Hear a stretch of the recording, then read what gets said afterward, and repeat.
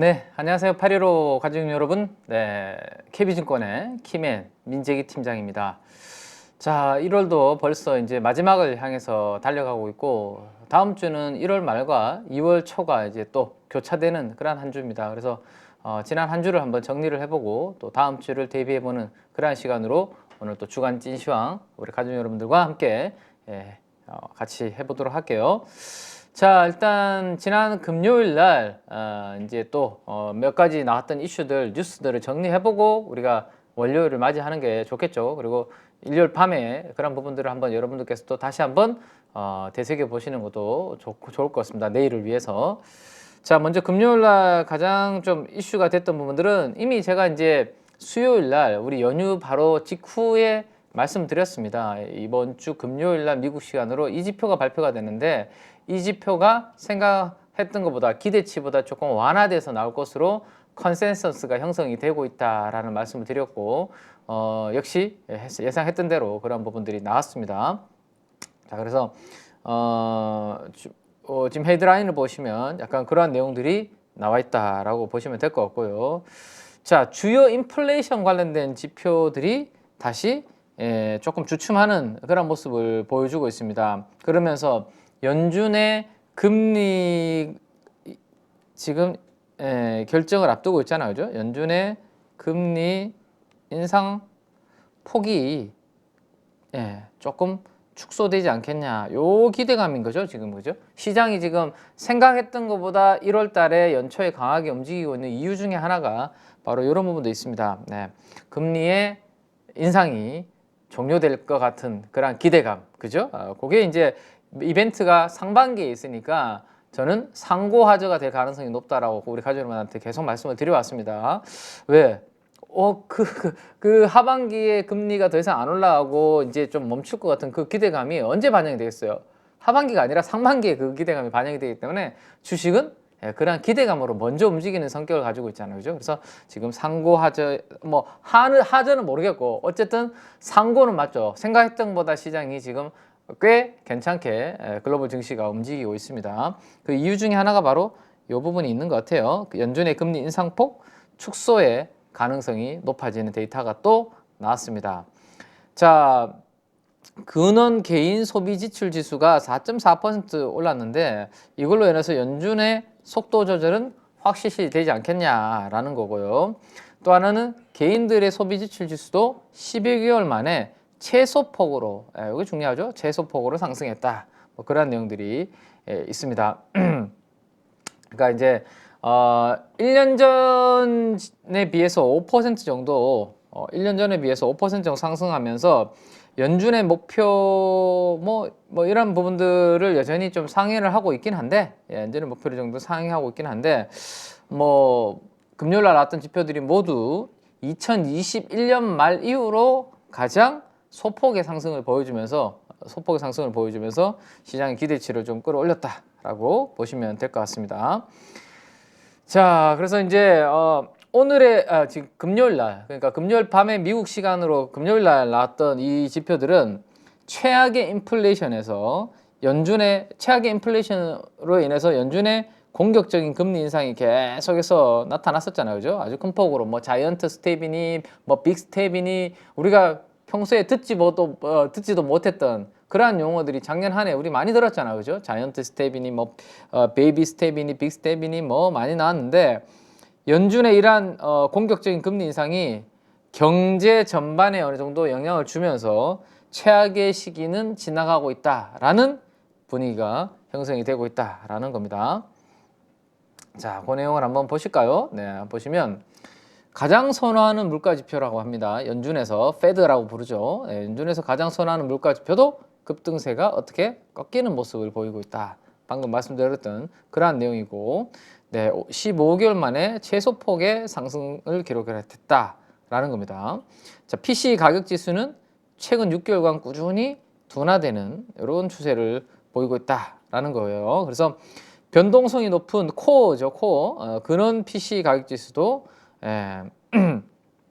괜찮다라는 그런 모습을 보여주고 있습니다. 그래서 인플레이션 상승이 정점을 찍고 내려오고 있다. 라는 게 시장에서 전반적으로 지금 자리 잡고 있는 그런 부분이다라고 보시면 될 것 같아요. 자, 그러면 다음 주입니다. 바로 우리 이제 여기 보면 2013이라고 되어 있는데요. 이게 뭐냐면 2024년 2월 1일 날 페드 연준의 미팅 에서 타겟 레이트의 가능성을 어떻게 보고 있는지에 대해서 미리 예상을 하고 있는 그런 부분이에요. 네. 자, 지금은 4.25에서 4.50이잖아요. 그죠? 자, 여기에서 25bp 정도씩 올리지 않을까. 그러면 4.50이 되고 4.75가 되잖아요. 그죠? 그래서 요게 이렇게 막대 그래프가 깁니다. 이게 보시면 확률이 99%, 사랑도 99.9 아시죠? 네, 그래서 지금 속이 꽉 찬 남자 99.9. 그래서 지금 연준의 2월달 FMC에 대한 25bp 금리 인상은 99. 거의 9%로 꽉 차 있다라고 그렇게 보시면 될 것 같습니다. 그래서 25bp 인상하는 것은 거의 기정사실화되어 있는 거고요. 과연 파월의 발언이 어디에 초점을 맞출 것인지 그 부분이 이제 앞으로 시장의 관심을 많이 끌지 않을까라는 생각을 하시면 될 것 같습니다. 다만 조금 아쉬운, 아직까지 조금 더 확인해야 되는 부분은, 그래 과연 2월 1일 날 연준의 파월 의장이 시장이 기대하는 것만큼 그런 조금 비둘기적인 발언을 해줄까? 그게 이제 관건인데, 이 서비스 쪽 인플레이션 있죠. 서비스 인플레이션. 코로나 팬데믹이 이제 풀리고 난 다음부터 좀 아주 여전히 세게 유지가 되고 있는 이 서비스 인플레이션의 상승이 여전히 조금 진행형이기 때문에 요거 잡히기 전까지는 우리 함부로 금리 뭐 인하는 생각도 안 하고 있고 여전히 뭐 좀 매파적인 그러한 스탠스를 만약에 보여준다라면, 시장에서 기대했던 것보다 좀 더 센 발언이 나온다면 시장에 다시 한번의 이 경계감을 불러일으킬 수도 있는 그런 부분이 있어요. 그죠? 그래서 제가 최근에 이 상승세가 나타나는 이 변곡점은 2월 1일 FMC 회의가 이 변곡점이 될 수 있다라는 말씀을 드리고 있습니다. 네, 지금 이 기대감으로 올라오고 있는데 혹시라도 예상 외에 강한 임팩트 있는 발언이 나온다면 꽤 좀 데미지가 클 수 있습니다. 그죠? 그래서 그런 부분들이 2월 1일 날 이 FMC 미팅 이후로 변곡점이 될 수 있다라는 것은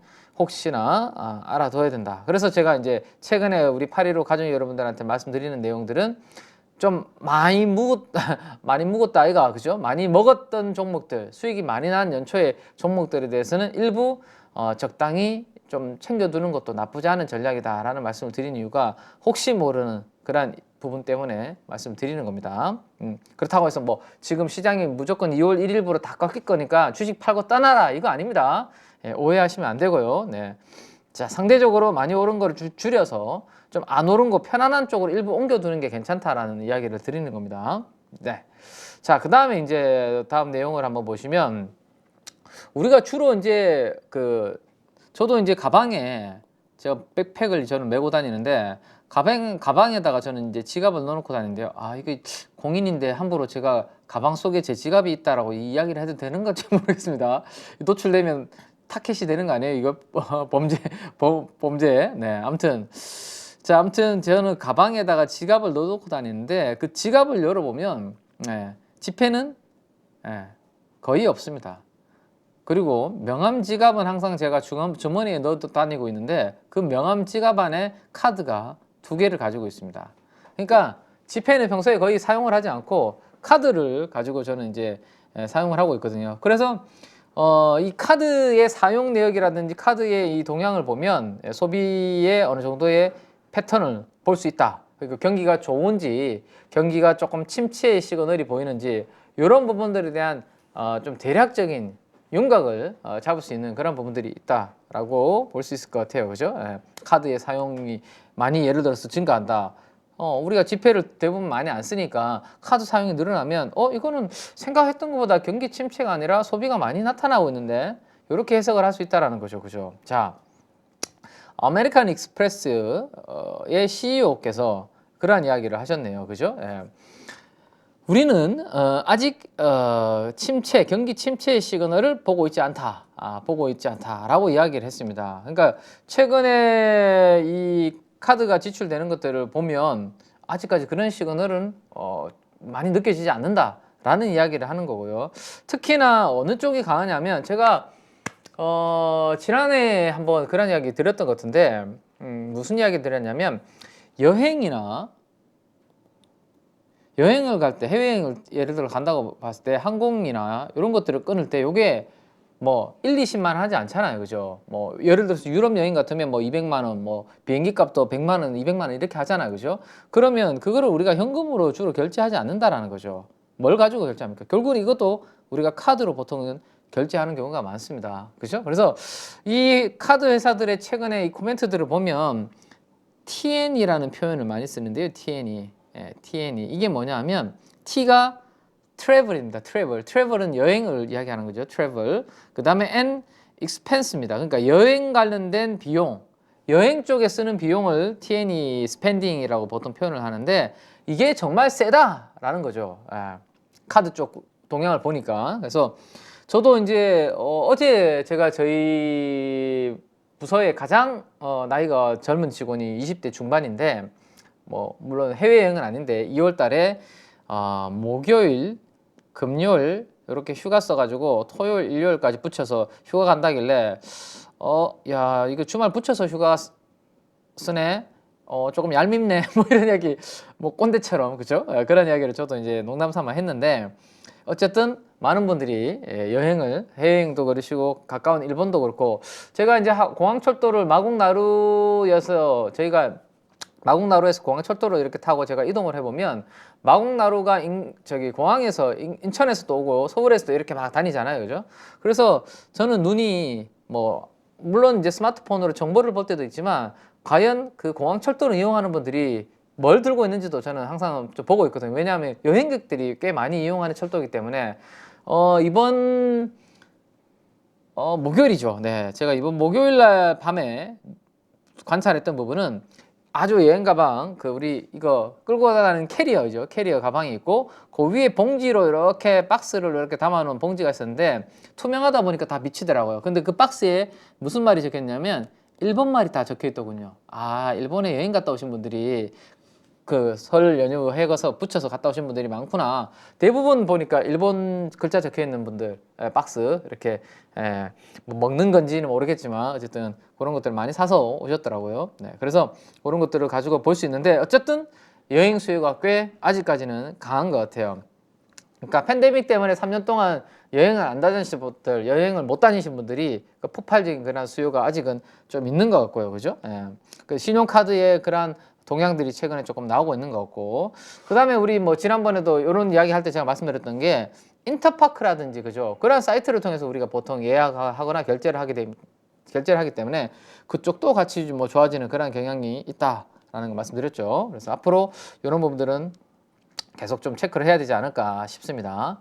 자, 이제 해외여행 갈 때 우리가 배를 타고 가기도 하지만 해외여행 갈 때 배를 타고 가기도 하지만 주로 비행기를 타고 이렇게 가시는 분들이 많죠. 네. 비행기를 타고 가는 분들이 많은데 워낙 비행기에 대한 여행 수요가 이렇게 많이 증가하다 보니까 다른 우리 최근에 미국에 있는 빅테크부터 많은 산업에서 감원을 하고 있다라는 이야기를 많이 들려드렸었는데 이 에어버스라든지 대표적으로 비행기 만드는 회사가 보잉과 같은 이런 회사들이잖아요. 그죠? 이런 회사들은 어떻게 한다? 항공기에 대한 수요가 늘어나니까 감원이 아니라 신규로 채용하는 조금 다른 산업들과 다른 그죠? 조금 모습을 보여주고 있는 여기 보시면 빅테크 기업들과 대조적이고 위드 코로나로 인한 여행 수요가 증가한 덕분이다. 뭐 이렇게 해석이 되어 있습니다. 그죠? 네. 그래서 이런 부분들이 산업에서 좀 나타나고 있는 특징적인 흐름이다라고 보시면 될 것 같아요. 조금 전에 카드 많이 지출되고 있는 것과 여행 관련된 것과 항공기 수요 증가 다 같이 연계되고 있고 보잉과 에어버스의 이러한 신규 채용까지도 다 연관이 있지 않나라는 생각 해볼 수 있을 것 같아요. 원래 이제 코로나 팬데믹 3년 동안 이 항공업종, 여행업종은 감원을 해서 많이 이제 이렇게 일하시는 분들을 좀 줄였던 그죠? 그런 상황에서 다시 고용을 하는 그런 분위기가 꽤 나쁘지 않은 그런 분위기 볼 수 있을 것 같아요. 자, 그래서 항공 관련주들 업데이트를 다시 한번 이렇게 해봤으니까요. 요거는 지난번에 제가 이번 주 주중에 보여드렸던 표인 것 같은데요, 그죠? 이번 주 주중에. 네. 요거는 다시 한번 설명을 드릴까요?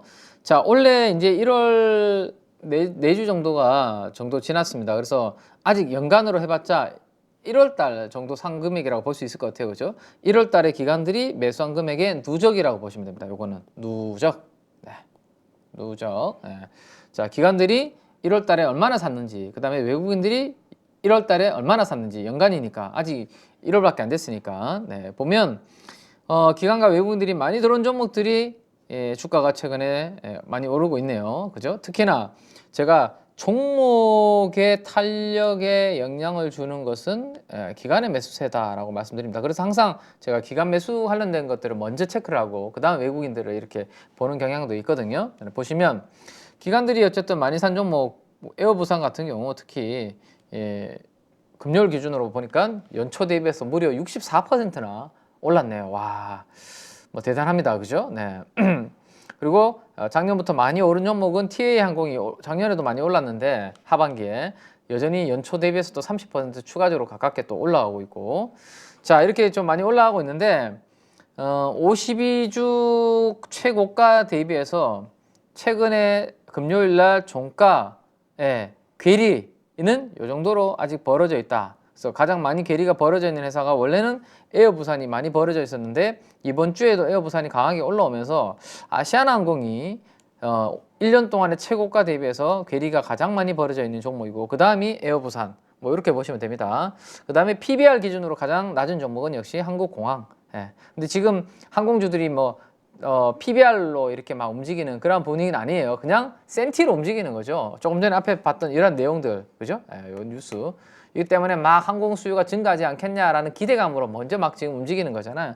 그러다 보니까 이 PBR이 별로 부각이 되고 있지 않은데 어느 순간 만약에 뉴스가 하나 나오는데 야, 자본 또 확충해야 된다. 항공사들. 이런 이야기가 나오면 밑에 있는 기업들은 뭐 와장창 한번 할 수 있습니다. 뭐 이미 자본 확충 해놨던 기사들은 상대적으로 그 여파가 덜 할 거고요. 네.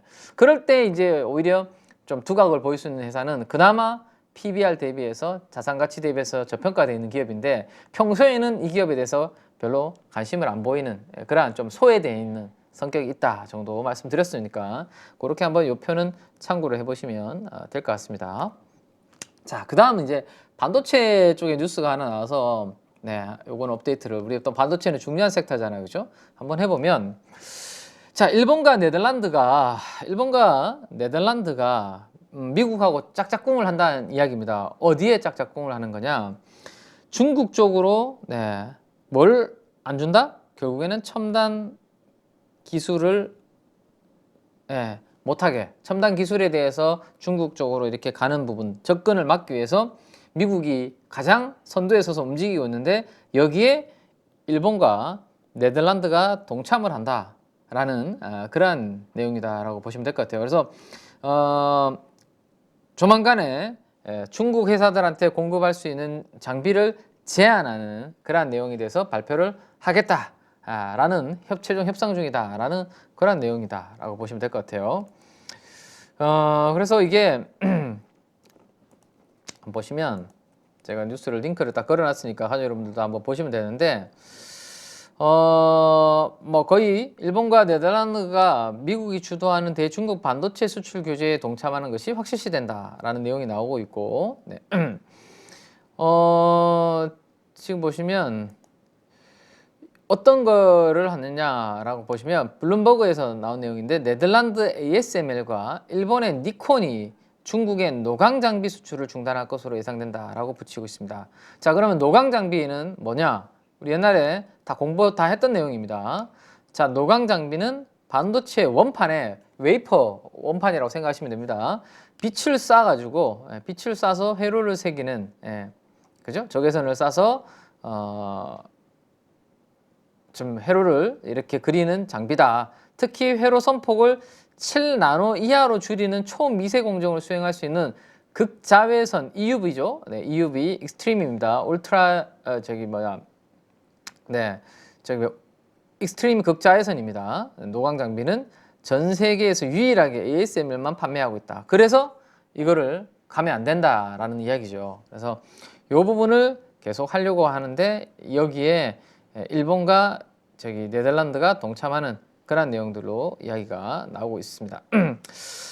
여기 마지막에 내용을 보시면 수출 규제에 참여해야 되는 기업은 여전히 조금 짜증이 난다라는 겁니다. 왜? 수출 규제에 동참하면 중국 시장을 포기해야 되는 부분입니다. 그래서 우리나라한테는 이게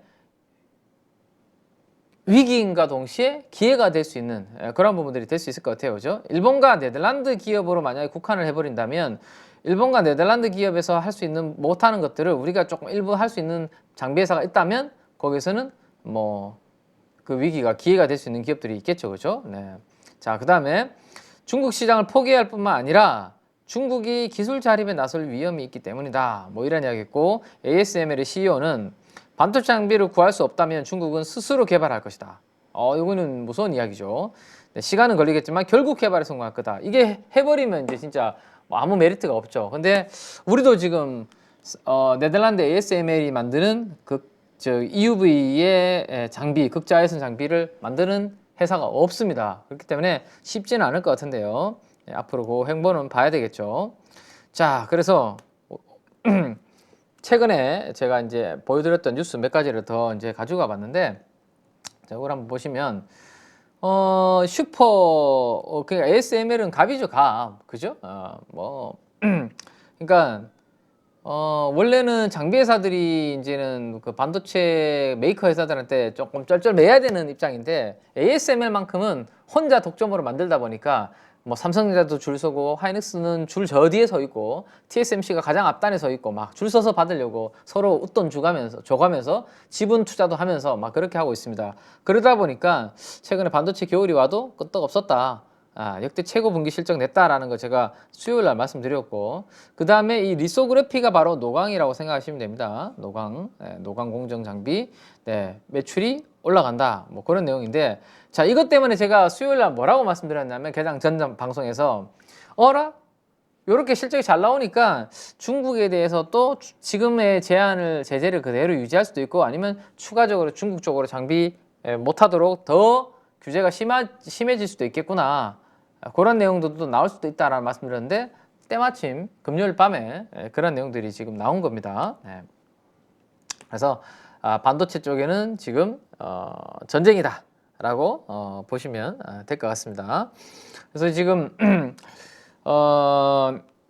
이 ASML의 이제 CEO가 그래도 중국 쪽의 매출은 스테디할 거다라는 것을 이제 이야기는 하고 있습니다. 그래서 뭐 별 타격은 없을 거다라고 그런 이야기는 하고 있지만 지금 분위기로 봤을 때는 또 블룸버그에서 나오는 이런 내용들로 봤을 때는 조만간에 아마 일본과 네덜란드가 미국과 합의를 할 가능성이 높지 않을까라는 생각입니다. 그래서 반도체 장비에 대해서는 앞으로 또 시장이 중국이 가만히 있지 않겠죠, 그죠? 그래서 아마 심화되지 않을까 생각이 되고 전쟁이 격화될 것 같고 금요일 날 밤에 미국 증시가 나스닥을 중심으로 상승을 했습니다. 근데 지금 보시면 세미컨덕터 이퀴먼트라고 되어 있잖아요, 그죠? 반도체 장비 관련된 기업들은 대부분 하락을 하는 그런 모습을 보였습니다. 방금 말씀드렸던 그러한 뉴스들 때문에 중국 시장을 잃게 될 거다라는 조금 약간의 불안감이 주가에 부정적으로 작용을 했다라고 그렇게 보시면 될 것 같아요. 자,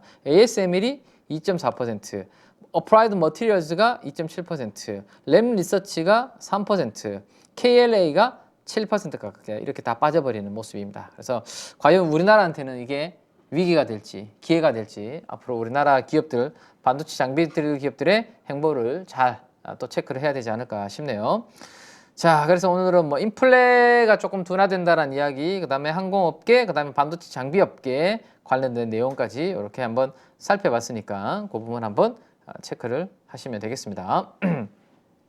자, 그 다음에 노광 공정에 대해서 혹시라도 가족 여러분들 또 나 그때 한번 들은 것 같은데 가물가물해 하시는 분들을 위해서 잠깐 제가 그림으로 설명을 다시 한번 드릴 테니까, 자, 위에서 이렇게 자외선을 쫌니다. 그죠? 뭐 이게 파장이 다양하다라고 말씀드렸죠. DUV 뭐 지금 많이 하는 것은 7나노 이하에서는 뭐 3나노 뭐 이런 것들은 EUV 극자외선을 쏴서 이렇게 만들기도 하죠.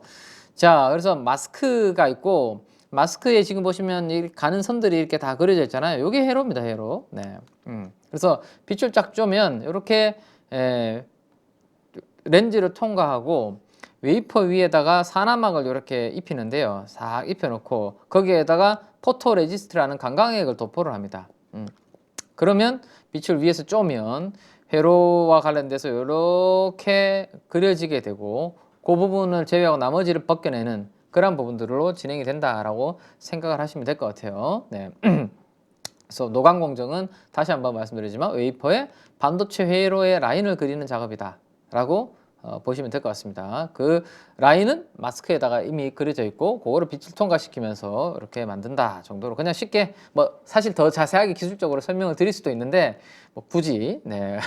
그래서 여기에서 이제 결국에는 할 수 있는 회사는 들어가야 되는 공정 중에 소재 회사는 강광액이라는 포토레지스트를 웨이퍼 위에다가 산화막을 입히고 그 위에 강광액을 도포를 한다라고 말씀드렸잖아요, 그죠? 네. 그래서 그 강광액 관련된 기업들, 네. 우리나라에서는 동진세미캠 이런 기업들이 아직까지는 일본산의 포토레지스트가 우리나라보다 더 세밀한 회로를 구현한다라고 되어 있죠. 네. 그래서 이게 동진세미캠이 앞으로 지금은 뭐 밑에 있는 파장들의 강광액 포토레지스트를 많이 하지만 EUV 포토레지스트 쪽 레벨이 높은 것까지 하면 동진세미캠한테는 참 좋은 기회가 오지 않겠나라는 것으로 시장에서는 계속 관찰을 하고 있다라고 보시면 될 것 같아요.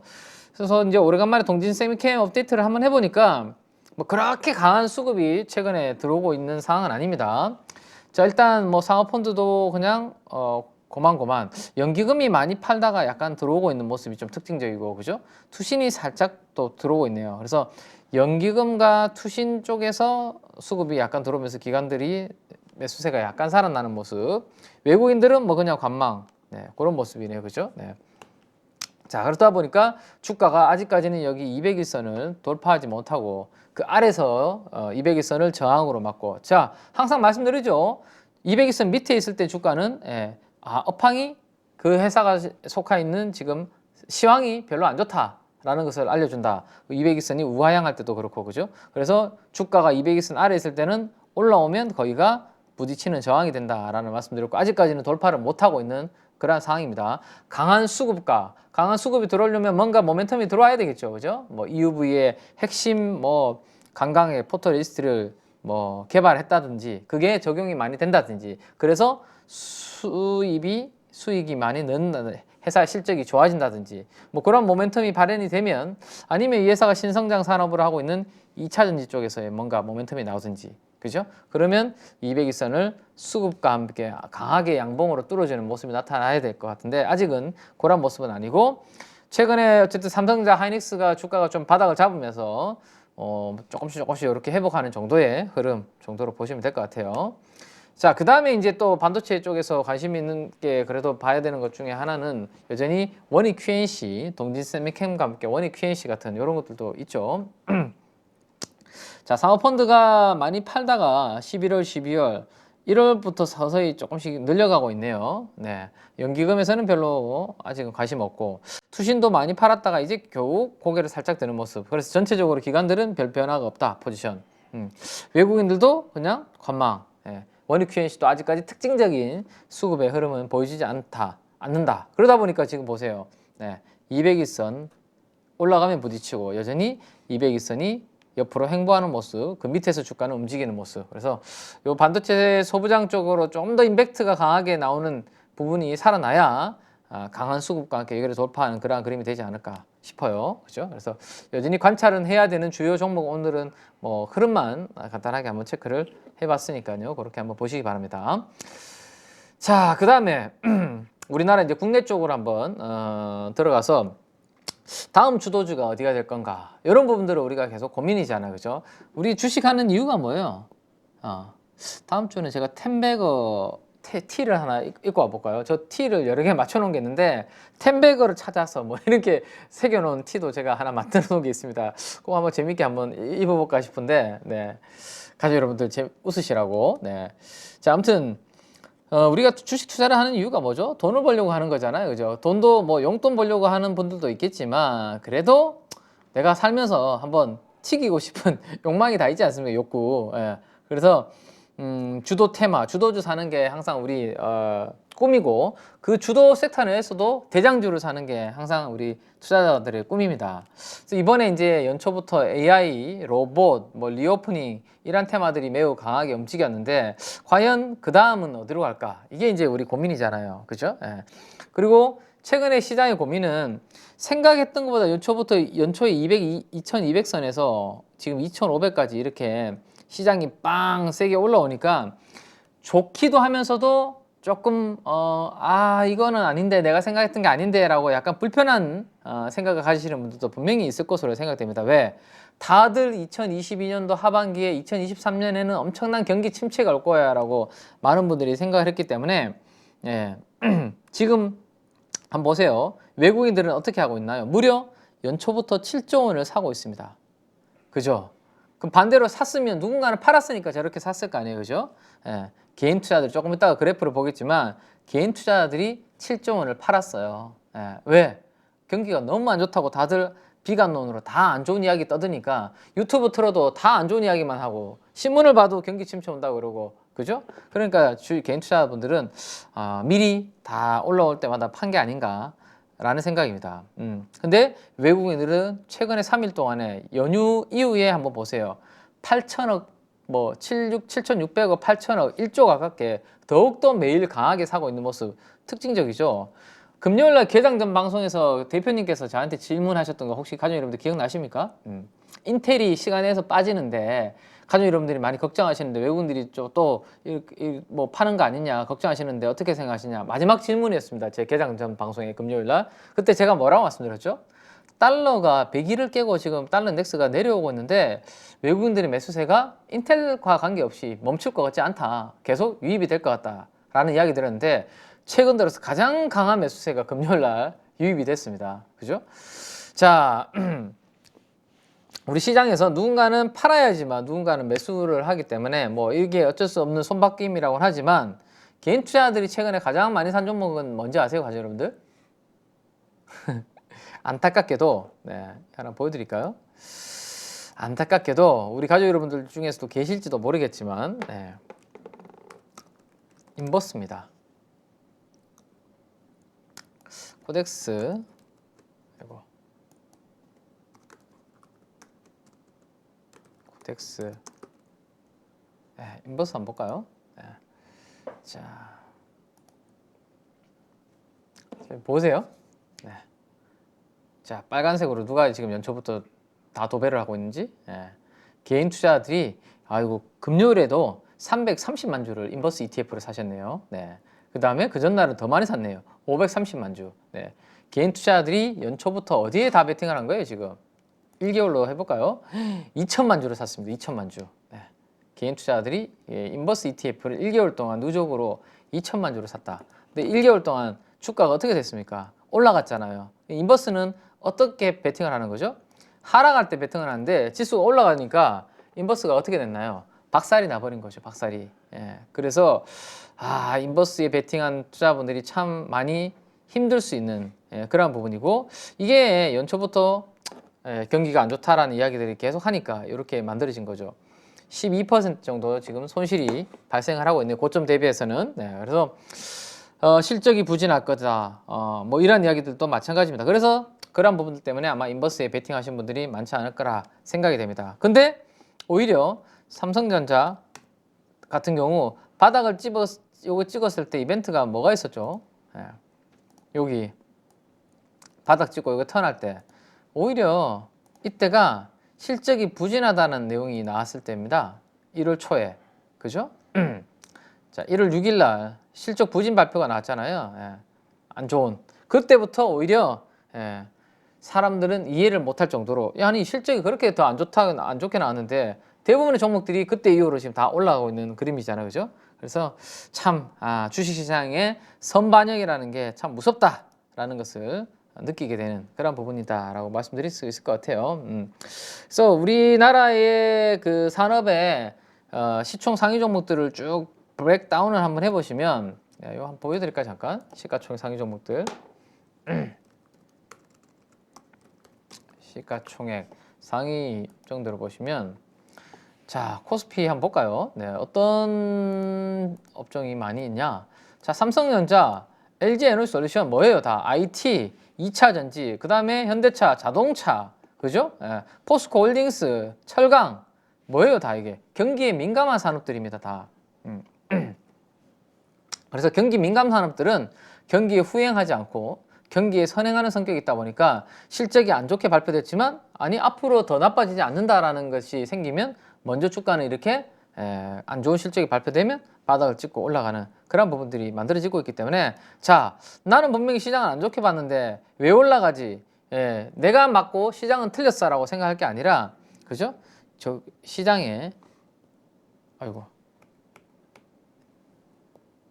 저희가 정부 정책에 맞서지 말라라고 말씀드렸고 그 다음에 연준에 맞서지 말라 이런 말씀드렸는데 시장도 마찬가지입니다. 시장에 굳이 맞서지 말고 뭐 해라? 순응해라. 저는 그래서 순응하려고 생각합니다. 제가 항상 맞는 게 아니라 시장이 결국엔 정답이라는 생각이거든요. 그래서 뭐야 실적도 안 좋고 경기 침체 오고 실적 안 좋다는데 시장이 올라가? 아니야 저거 조만간 빠질 거야. 이거 아니라는 거죠. 그렇죠? 그래서 시장에 맞서지 말고 시장이 내가 혹시 몰랐던 뭐 이유가 뭐지? 외국인들이 이렇게 사는 이유가 뭐지?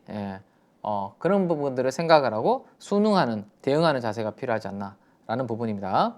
자, 그거 한번 보시죠. 자, 코스피 지난 7월 달부터 반전이 일어나기 시작했는데요. 네, 지금 16조 원을 외국인들은 작년 7월 달부터 누적으로 사고 있습니다. 뭐 경기 침체 오고 기업 실적들 다 박살난다고 하는데 열심히 사고 있죠. 누가 팔죠? 개인 투자가들이 10조 원 넘게 팔고 있습니다. 반대로. 네. 자, 이것만 기억을 하시라고 말씀드렸죠. 나 다른 거 복잡해서 나 싫다. 뭐죠? 하일드니 뭐 이런 거 제가 알려드렸던 하일드 스프레드. 그 다음에 뭐예요? 여러분들한테 알려드린 신용 스프레드. 안전한 채권과 위험한 채권의 스프레드가 최근에 많이 줄어들고 있다는 이야기 해드렸고 CP, 그죠? CD 뭐 이런 것들 다 해드렸는데 그 해드리는 동안 꺾이면서부터 제가 뭐라고 말씀드렸죠? 시장이 지금 좋아질 거다. 돈들이 지금 돌기 시작했다. 그죠? 그래서 그런 것들은 여러분들이 복잡해서 보기 어렵다라면 뭐 달러 인덱스와 우리나라 원달러 환율의 관계 이것만 머릿속에 넣어두셔도 야 달러가 약하면 원화가 강해지면서 뭐가 외국인들이 사네. 그죠? 요게 지금 시장의 가장 수급의 핵심 중에 하나다라고 보시면 되겠죠. 네. 자, 요런 거 한번 또 보시면 될 것 같고. 그 다음에 그 뭐죠? 요거는 목요일이고요. 왼쪽 거는 목요일 종가 기준, 오른쪽 거는 금요일 종가 기준으로 제가 업데이트를 해놓은 거니까 연초부터 외국인들이 많이 사고 있는 종목, 지금 외국인이 주도하는 장세잖아요. 기관들은 지금 관망하고 있고, 네, 그래서 외국인들이 연초부터 가장 많이 사는 종목들을 목요일과 금요일 이렇게 비교를 해놨습니다. 어떤 종목은 더 샀고 어떤 종목은 줄였는지 참고해 볼 수 있습니다. 대표적으로 삼성전자는 2조 1천억을 목요일까지 샀는데 금요일 날 더 사가지고 2조 5천억까지 올렸네요. 그죠? 하이닉스는 살짝 오히려 줄였고 이런 것들도 한번 목요일 금요일 제가 비교하십시오라고 올려놨으니까 참고하시고요. 자, 이제는 코스닥 쪽으로도 매수세가 좀 들어오고 있어요. 다만 코스피보다는 좀 매수 강도가 약한 모습이죠. 금요일은 다만 다행인 부분이 마이너스 한 750억 정도로 팔다가 막판에 플러스로 돌아섰습니다. 그나마 다행이죠. 그래서 3일 연속 매수세가 연초 이후 처음으로 지금 진행이 되고 있어서 연초 이후에 940억.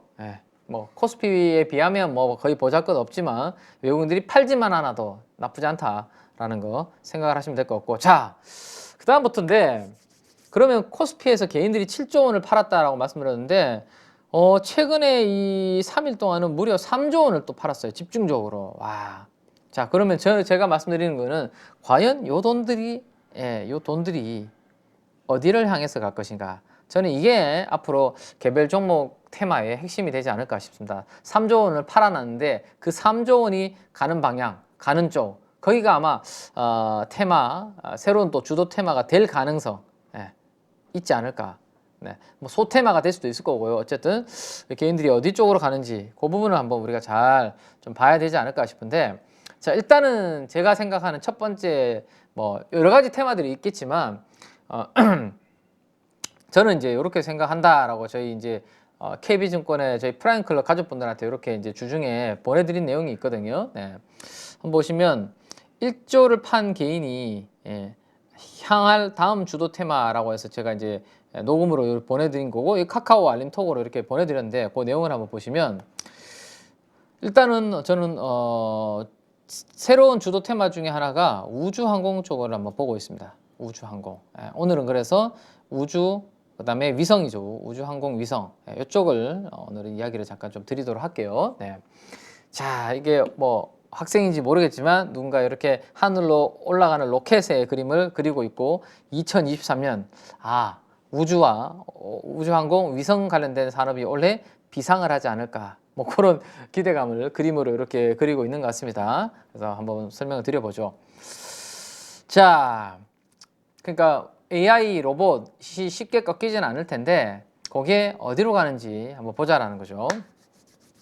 금요일날 기준으로 우주항공 관련된 제가 이제 제 모바일에 이렇게 테마별로 정리를 하고 있는 것들을 이렇게 섹터별로 등락률을 한번 봤는데, 우주항공 관련주들을 보니까 뭐 그렇게 강하진 않았지만 뭐 시장 대비해서는 그렇게 나쁘지도 않았습니다. 시장 대비해서 강했던 종목은 버진 갤럭틱 SPC라는 티커를 쓰는 6%가 올랐네요, 또. 그죠? 그 다음에 로켓랩이 1%대 뭐 이렇게 올랐고, UFO라는 종목은 종목이 아니라요, 이 우주항공 위성 관련된 기업들을 모아놓은 ETF라고 보시면 됩니다. ETF. 네. 그래서 우주항공이 제대로 돈도 못 버는데 그 다음에 돈을 못 버니까 밸류에이션이 얼마나 비싸겠어요. 그죠? 자, 밸류에이션은 다시 한번 볼까요? PER이고 여기다 선을 제가 하나 그으라고 말씀드렸죠. 그래서 요거를 위로 분자로 올리고 밑을 분모로 P분의 E가 되잖아요. 그러면 이익이 낮으면 낮을수록 밸류에이션은 엄청나게 고평가 되는 것처럼 보일 수밖에 없죠. 근데 우주항공이 지금 돈을 번다 안 번다? 못 벌잖아요. 그러니까 밸류에이션이 안 나오는 기업도 있고 밸류에이션이 매우 비싼 기업들이 대부분이다. 그러다 보니까 이거 밸류 보면 투자하기가 좀 애매한 분들은 그냥 이 UFO라는 ETF를 그냥 투자하시는 것도 방법입니다. 다만 개별 종목이 오를 때 상대적으로 이 ETF는 한 종목이 아니니까 여러 종목을 묶어 놓은 거니까 바스켓으로 상승률도 따라가지 못할 것이고, 또 개별 종목이 많이 하락할 때는 그만큼 더 하락하지 않을 덜 하락할 겁니다. 그죠? 여러 종목들을 묶어 놨으니까 바구니에. 뭐 그렇게 장단점이 있다 정도 한번 보시면 될 것 같고. 자, 그다음 이제 이야기를 이제 본격적으로 한번 해보면, 여기 뭔가 여기 뭐 우주로 날아가는 발사체 같은 느낌인데, 그죠? 네. 이리디움 넥스트라고 되어 있습니다. 이리디움이라고 되어 있는 요 기업 이야기부터 한번 시작을 해보면, 이리디움 커뮤니케이션스라는 회사인데, 요 회사는 적에도 인공위성 서비스를 하는 사업자다. 이런 것들을 하늘로 막 쌓아 올려가지고, 그죠? 요걸 가지고 서비스 사업을 하는 그런 기업이다라고 보시면 될 것 같습니다. 제가 이제 왜 이제 그 우주항공 인공위성 쪽에 관심을 한번 앞으로 두고 공부를 제가 하고 있냐라는 말씀을 드리면, 이거는 주도 테마가 되려면요, 시장에서 매우 강한 주도 테마가 되려면 우리나라에 관련된 국내 이슈만으로는 제한적입니다. 상승이 결국에는 글로벌과 같이 엮여야지만 엄청난 큰 파동이 나올 수 있거든요. 이번에 제가 11월 초에 왜 AI를 말씀드렸냐면, 이게 챗 GPT, 오픈 AI는 우리나라의 이슈가 아니잖아요. 미국에서 만들어졌고 MS가 거기에서 투자를 하고 있고 구글이 거기에 경쟁을 하고 있고, 이건 글로벌 이슈가 되기 때문에 제가 AI 오픈 AI 챗 GPT를 12월 첫째 주부터 제가 계속 말씀을 드렸던 겁니다. 마찬가지입니다. 위성도 국내의 뭐 정책적인 모멘텀으로는 올라가는 것은 반짝 제한적이에요. 근데 해외에서 이게 만약에 모멘텀이 같이 붙어주면 이거는 나쁘지 않죠. 근데 최근에 미국에서, 특히나 미국에 있는 우리가 알만한 기업들이 IT 산업 내에서 화두가 되고 있는 사업이 인공위성 사업인데, 그 이유가 옛날에는 적에도 인공위성을 띄워놓고 주로 사용하던 서비스가 뭐냐면 비행기죠. 비행기에 있는 와이파이 서비스. 비행기 타면 요즘 와이파이 되는 거 아시죠? 그죠? 와이파이 물론 잘 안 잡히는 경우도 있습니다. 그래서 저기에도 인공위성 띄워놓고 이런 와이파이, 비행기 와이파이 서비스를 많이 하든지, 아니면 저기 바다에 배가 이렇게 크루즈 왔다 갔다 하는데 답답하잖아요. 그죠? 그 안에서도 좀 인터넷 이렇게 즐길 수 있도록 그런 것들을 잡아주는 서비스를 주로 많이 했다 라고 보시면 될 것 같아요. 근데 그게 아니라 이제는 그게 아니라 뭐 애플이라든지 그 다음에 퀄컴이라든지 이런 빅테크 관련된 기업들이 핵심 IT 기업들이 앞으로 위성통신을 활용해서 서비스를 뭔가를 확대하겠다라는 내용을 최근에 미국에서 계속 발표를 하고 있다는 이야기죠. 이거는 우리 국내 이슈 아니잖아요, 그죠?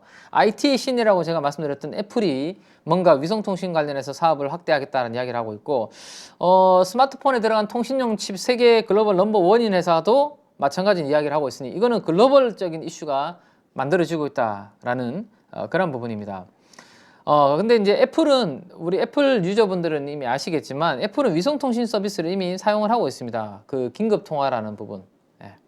긴급통화에서 긴급통화가 뭐죠? 우리가 일반적으로 예를 들어서 이거 극단적인데 우리 PD님이 계신데도 이거 이야기 드리면 좀 걱정이긴 한데 혹시나 이 건물이 무너져 버렸어요. 우리 8.15 건물이 무너졌어. 통신이 막 다 두절돼 버렸어. 저는 이제 뭐 통신사를 사용하고 있는데 우리가 사용하고 있는 통신 3사가 다 안 돼.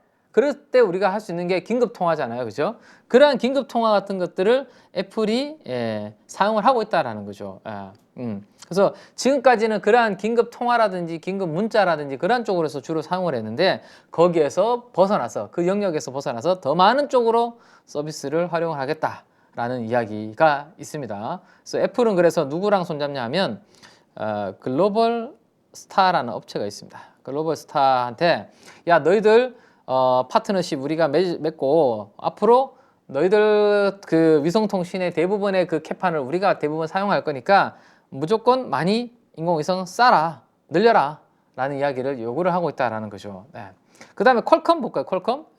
퀄컴은 조금 전에 봤던 요 이리디움 있죠. 이 이리디움이라는 이 회사와 함께 손을 잡아서 안드로이드, 그러니까 애플은 이제 아이폰 쓰시는 분들한테 해당되는 서비스고 퀄컴은 안드로이드 폰을 사용하시는 분들한테 뭔가 좀 성능 좋은 위성통신 칩을 우리가 만들 테니까 너희와 우리가 협업해서 안드로이드 폰 사용하시는 유저들한테 위성통신 서비스를 늘리자, 그런 식으로 뭔가 하겠다라는 것을 하고 있습니다. 그래서 결국 위성통신이 옛날에는 긴급전화, 긴급문자 주로 사용했다면 앞으로 더욱더 뭔가 확장이 될 수 있는 부분들이 생기고 있다. 그리고 우리 뭐 요즘도 아주 뭐 깊은 산에 뭐 높은 산에 올라가거나 이렇게 되버리면 산고 뭐 그다음에 농촌에 이렇게 좀 뭐죠?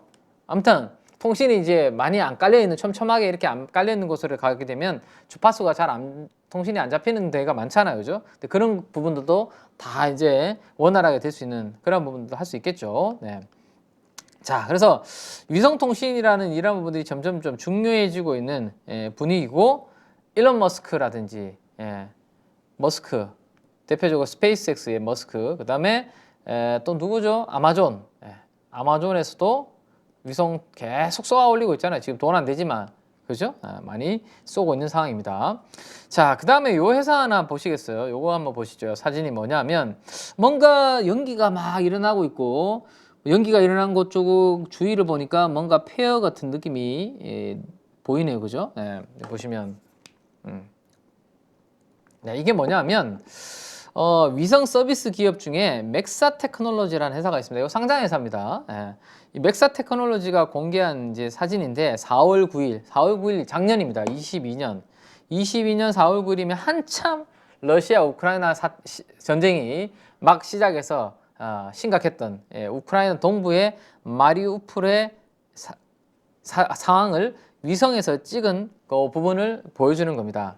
이게 그래서 이 회사는 맥사 테크놀로지는 우크라이나의 전쟁 상황을 위성에서 사진을 쏴서 여러 업체라든지 정부기관, 기업들한테 팔면서 좀 유명해졌고 돈을 벌었던 그러한 기업이라고 보시면 될 것 같습니다.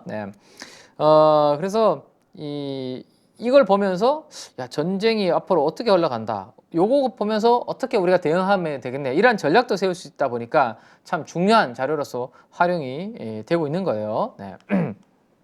그래서 이 막사 테크놀로지, 뭐 맥사 테크놀로지라고도 부르기도 하는데요. 자, 여기 보시면 러시아 공군 기지의 모습도 위성으로 막 촬영하고 있잖아요, 그죠? 그래서 웬만해서는 다 드러난다라는 거죠. 위성에서. 그래서 이 군사적인 측면에서도 활용도가 높다 보니까 이번 전쟁 때 부각이 많이 되었는데, 최근에 어떤 기업이 모 사모펀드가 야 너희들 거 우리가 주식 다 살게 라고 했습니다. 그러면서 하루에 주가가 무려 120%나 폭등하는 그런 그림이 됐습니다. 이게 작년 12월 달 나왔던 내용인데요. 작년 12월 달은 어땠죠? 2023년에 경기 침체 올 거야. 기업들 실적 박살 날 거야. 해서 아주 불안했던 시기입니다. 근데 주식시장에서 무려 120%나 높게 프리미엄이 적용되면서 이렇게 부각이 됐다. 그죠? 그래서 우주항공, 인공위성 관련된 부분들이 미국에서 산업 내에서는 지금 뭔가 계속 관심을 받고 있다라는 내용을 참고해 볼 수 있을 것 같아요. 네. 그리고 이제 우리나라의 미래에셋이 머스크의 스페이스X에 최근에 또 추가적으로 더 태운다라고 표현을 쓴 거 보니까 예전에도 뭔가 그러면 돈을 태운 경험이 있다라는 거죠. 한번 보시죠. 22년 7월 달에 1억 달러 쌌고요. 10월 달에 트위터 인수작은 투자를 좀 했고, 그 다음에 이번에 또 추가적으로 지분 투자하는. 근데 이 스페이스X의 기업 가치는 이렇게 올라가니까 점점 몸값이 높아지면서 펀딩을 받고 있는 회사가 누구죠? 스페이스X입니다. 이것도 우주로 계속 쏘는 회사잖아요. 그죠? 그러다 보니까 뭔가 시장에서는 어쨌든 관심이 커지고 있으니까 기업 가치가 이렇게 올라가겠죠.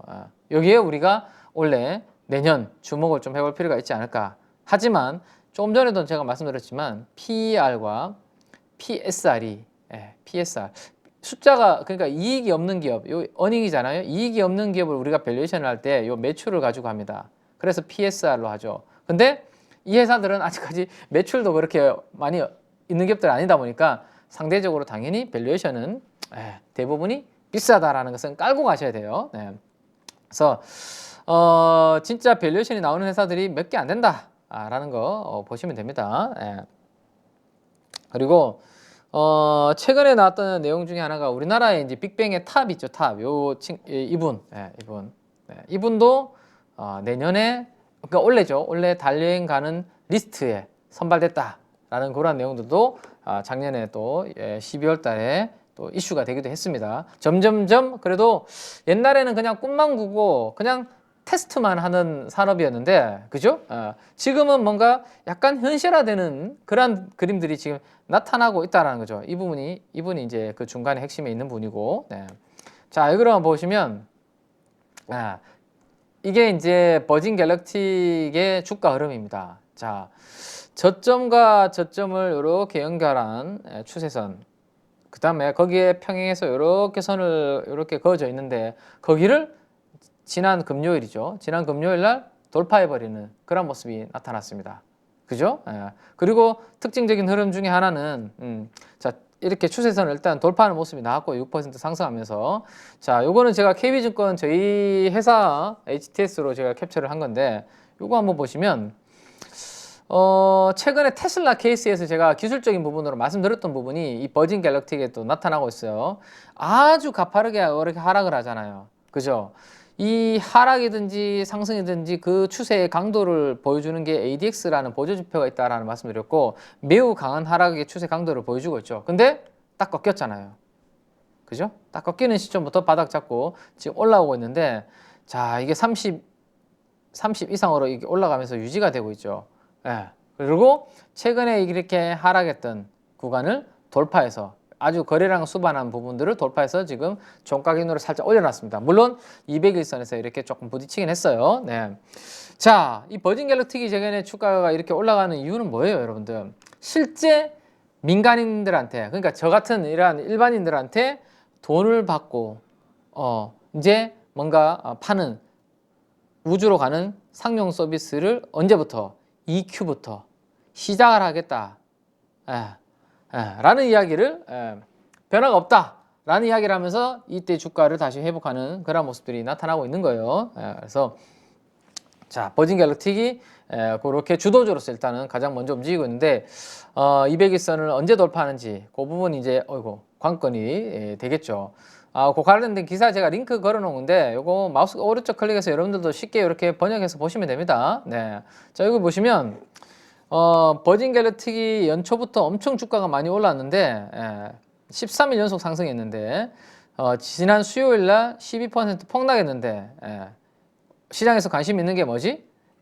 버진 갤럭틱이 상승을 재개하는지 여부는 2분기에 우주 관광 비행한다라고 했는데 진짜 이게 약속이 지켜지는지 아닌지 이게 중요하다. 그래서 제가 우주항공, 인공위성 관련된 테마에서 가장 중요한 이슈 중에 하나는 바로 2분기에 정말로 우주 관광을 시작하는지 여부가 아마 중요한 이벤트가 될 것 같아요. 그럼 2분기까지는 어쨌든 기대감이 있을 거고 2분기에 만약 이게 한다. 야 진짜 이게 꿈이 아니라 뭔가 현실화 되는 거네 라는 게 있을 거고 2분기 갔는데 우리가 요게 뭐 몇 가지 이슈가 있어서 3분기나 4분기로 연기합니다. 이렇게 되면 어떻게 될까요? 그때는 또 한 번에 실망감으로 한번 주춤할 수 있겠죠. 그죠? 그래서 지금 단기적으로 봐야 되는 부분은 2분기에 이거 약속을 지키는지 요게 가장 이 우주항공 뭐 인공위성 관련해서는 핵심이다라고 보셔야 될 것 같아요. 자, 그 다음에 이걸 한번 보시면 자 기술적 부분 제가 간단하게 말씀드렸으니까 요거 테슬라 케이스 다시 한번 제가 말씀드릴게요. 자 요때부터 제가 잘 봐야 된다. 이제는 테슬라 요거 ADX 꺾였기 때문에 잘 봐야 된다라고 말씀드렸고 요 양봉 때 우리 815 가족 여러분들한테도 개장 방송에서 제가 개장 전 방송에서 말씀드렸습니다. 테슬라가 중요한 변곡점을 만들어낸 것 같다. 시가 대비해서 저렇게 쭉 양봉으로 악재가 있었음에도 끌어올린 걸 봤을 때 그리고 그때부터 ADX가 완벽하게 꺾였고 그죠?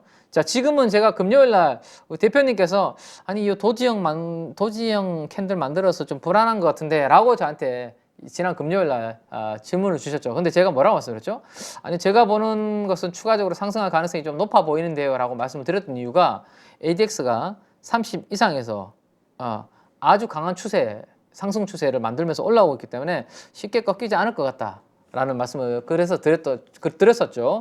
근데 금요일 날 진짜 밤에 11%나 추가적으로 올랐더라고요. 그래서 단기적으로 이제 꽤 많이 올랐기 때문에 여기도 돌파했기 때문에 뭐 언제든지 쉬어가도 이상하지는 않을 텐데 한 200일선이 있는 여기까지는 추가적으로 더 그러니까 200달러가 아마 단기적으로는 빅 넘버가 되지 않을까 싶습니다. 거기서 한번 저항을 받을 가능성이 있지 않을까 정도 한번 생각해 보면 될 것 같네요. 자, 아무튼 그런 거 보시고 자 위성 관련된 기업들은 이런 기업들이 있습니다. 조금 전에 봤던 이리듐이라는 회사가 있고 그 다음에 로켓랩이라는 회사가 있습니다. 요거는 우주로 발사되는 로켓 사업자인데 전반적으로 보면 연초부터 지금까지 주가 흐름인데 버진 갤럭틱이 60% 금요일날 올랐던 6%는 반영이 안 된 거니까 거의 70%가 올랐네요. 나머지도 대부분 뭐 상승하고 있는 연초 대비해서 올라가는 그림입니다. 그죠? 그래서 우주 관련된 비즈니스의 분위기는 나쁘지 않다. 특히나 버진 갤럭틱의 2분기에 드디어 민간인 대상으로 상용화 서비스 시작 요 기대감이 있다라는 거 보셔도 될 것 같아요. 자 그래서 올해부터는 이제는 과거에는 그냥 테스트하고 그냥 일정으로 이벤트 플레이만 해왔다면 좀 꾸준하게 우상향하는 그런 그림 그러니까 단기간에 뭐 폭등하는 그런 그림은 안 될 것 같고요. 그죠? 꾸준하게 올해와 내년 좀 봐볼 만한 그런 테마 섹터가 되지 않을까라는 생각입니다.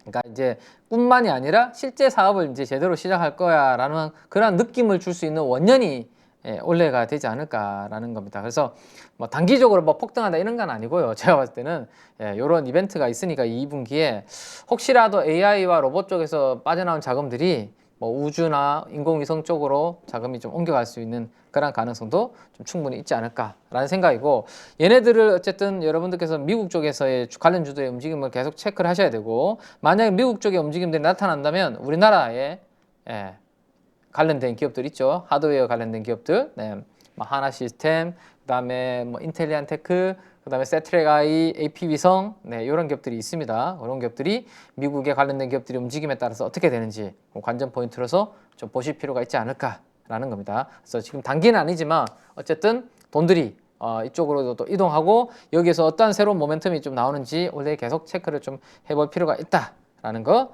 말씀을 드리고 아까 제가 UFO라는 ETF가 있다라고 말씀드렸잖아요.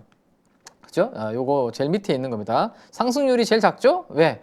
다 관련된 종목들을 바구니로 모아놨으니까 올라갈 때는 덜 올라가고 빠질 때도 덜 빠지겠죠.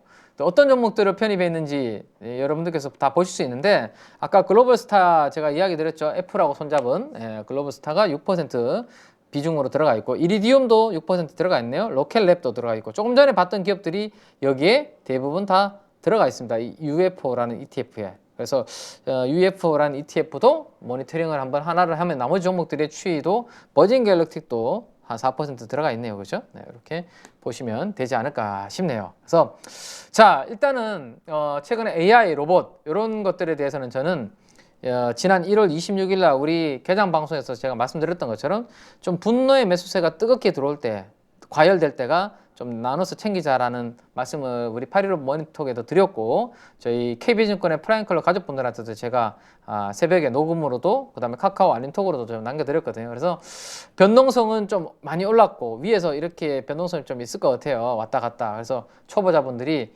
혹시나 그쪽에서 물리셔가지고 좀 당하지 않는 그런 부분이 좀 됐으면 좋겠고, 물론 이 테마가 끝났다라는 건 아닙니다. 단기로 과열됐기 때문에 조금 쉬어갈 만하다라는 이야기를 드리는 거고, 그래서 이제 주도 테마에 대한 그러한 전략도 이렇게 저희 KB증권 프라임클럽 가족분들한테 보내드렸던 내용들을 이렇게 남겨놨으니까 일부분 참고해서 보시면 될 것 같습니다. 자, 그 다음에 여기 뒤에 보시면 뭐 이렌텍하고 이런 것들 뭐 차트 다 남겨놨는데 요거도 그래서 이제 좀 산업재 섹터 좀 많이 오른쪽보다 상대적으로 올랐다가 가격 조정을 한 200일선까지 이렇게 받은 종목들 섹터들이 있어요. 그래서 그런 것들에 대해서 제가 왜 그런 것들을 봐야 되는지에 대한 캐터필러와 그 다음에 뭐 인프라 투자 일자리법과 관련해서 엮어서 제가 이제 저희 프라임클럽 가족분들한테 보내드린 내용의 일부를 넣는 게 있으니까 그것도 한번 참고해서 보시면 되겠습니다. 자, 그렇게 말씀을 좀 드리고요. 자, 주도 테마가 한 방에 쉽게 꺾이진 않습니다. 자, 코난 테크놀로지 보면 금요일 날 변동성이 장중에 컸지만 마이너스 막 7%에서 플러스 27%로 아주 변동성이 매우 크죠, 그죠? 한 방에 쉽게 꺾이진 않는다. 라는 거 자이언트 스텝 케이스를 하나만 보여드리고 마무리할게요. 자, 과거에 자이언트 스텝이 2021년 말에 꺾일 때 한번 보시죠. 어떤 그림이 나타났냐. 자, 이거 보이십니까? 아이고. 자, 이거 치우고.